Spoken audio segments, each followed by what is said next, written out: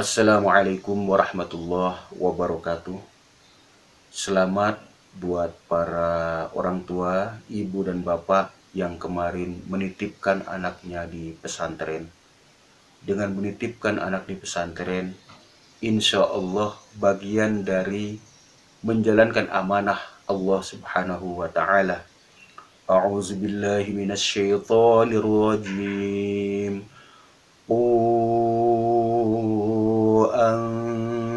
Anfusakum wa ahlikum nara. Jagalah diri dan keluarga kalian dari api neraka. Luqman, menurut jumhur ulama, mayoritas ulama, bukan nabi, tetapi namanya Allah abadikan dalam Al-Quran sebagai proyek percontohan kepada umat manusia dalam hal pendidikan. Apa pendidikan? Yang pertama utama adalah mengenal Allah, tauhid atau akidah. Itulah yang dilakukan oleh Luqman. Bilal bin Rabah yang semula statusnya menjadi budak, kemudian menjadi orang yang merdeka. Namanya harum mewangi di antara nama-nama sahabat besar. Karena akidah yang kuat, karena tauhid yang kuat, beliau berhasil menjadi proyek percontohan dalam bidang pendidikan akidah atau tauhid. Kalau ada air mata yang tertumpah saat mengantarkan anak kita ke pesantren, itu bukan air mata kecengengan, namun air mata kejujuran. Berkali-kali kami ungkapkan bahwa itu adalah air mata kejujuran dan air mata keberanian. Kalau ada rasa gelisah, galau, resah, sangat wajar.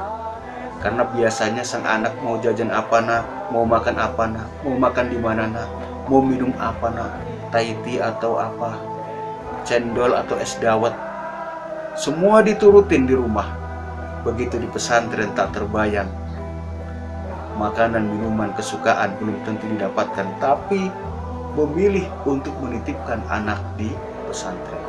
Insya Allah ada kedisiplinan di sana. Uang, biaya yang sudah kita setorkan ke pihak pesantren, insya Allah jadi amal jariah ibu bapak.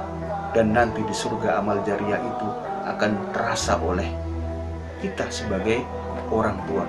Jangan pikirin biaya berapa harus kita keluarkan, sebab ini adalah bagian dari jihad fisabilillah.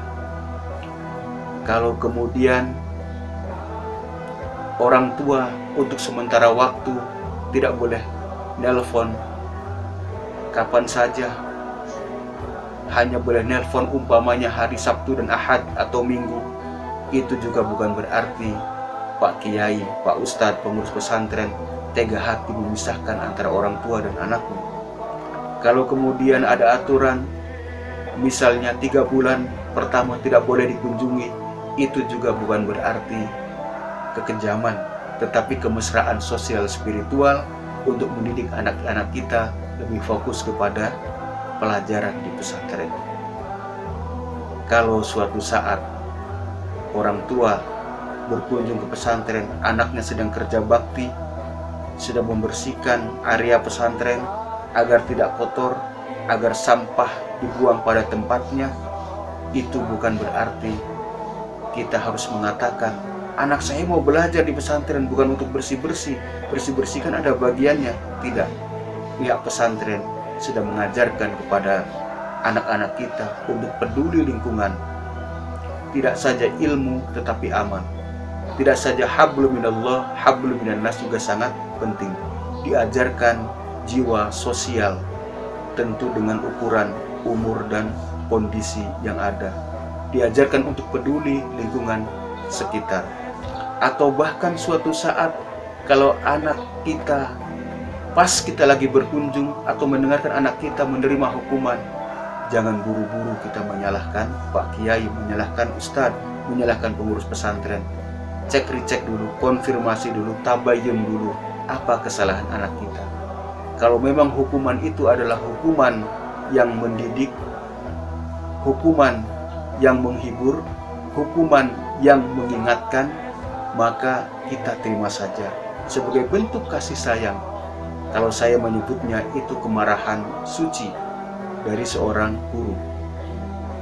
Hanya memang ada hal-hal yang kita komunikasikan kalau hukuman itu dirasa terlalu berat. Kekeluargaan terlebih dahulu. Insya Allah solusinya akan ada. Sebab peraturan yang normal, ada kesalahan, ada hukuman. Tentu pihak pesantren bikin sosialisasi dulu. Kalau begini, begini, kalau begini, begini, kalau begini, begini. Ada kesalahan, ada hukuman. Dan hukuman bukan tanda kebencian, tetapi adalah tanda pendidikan jiwa untuk anak-anak kita yang kelak akan menghormati hukum yang berlaku. Dan insya Allah kelak anak-anak kita akan mengerti bagaimana orang tua begitu sangat menyayangi anak-anaknya setelah berpisah jauh. Mungkin dulu seorang anak kalau tidak ada sayur asam akan marah ke orang tuanya. Mungkin ketika di rumah kalau tidak dibelikan daging rendang sapi, ngambek-ngambek, marah-marah. Mungkin dulu anak kalau tidak diberikan bakso dengan segera akan marah-marah. Begitu di pesantren, oh mengerti, oh paham. Kenapa ketika minta uang jajan tidak setiap minta dikasih? Kenapa tidak setiap kali minta rendang dikasih orang tua? Kenapa setiap minta martabak tidak dikasih? Kenapa setiap minta ini dan itu tidak serta-merta dikasih? Anak-anak akan paham setelah jauh berpisah dengan orang tuanya. Kelak ada penghargaan yang tinggi dari seorang anak, buah dari pendidikan di pesantren. Sekali lagi, selamat kepada ibu, bapak yang telah menitipkan anaknya di pesantren. Insya Allah ini adalah bagian dari tanggung jawab ibu bapak, dan kelak anak-anak kita akan mendoakan, Rabbighfirli wa liwalidayya warhamhuma kama rabbayani shaghira. Doa anak yang soleh akan mengalir menjadi pahala yang besar di hadapan Allah Subhanahu wa Ta'ala. Kalau anak mengajar, anak mengamalkan ilmu-ilmu dari pesantren, akan mengalir pula pahalanya untuk orang tua. Selamat, semoga menjadi anak yang soleh dan soleha. Allah berikan kemudahan-kemudahan rezeki dalam pembiayaan di pesantren. Demi Allah, tidak rugi biaya yang telah dikeluarkan, dan itu bernilai jariah. Terima kasih, mohon maaf. Assalamualaikum warahmatullahi wabarakatuh.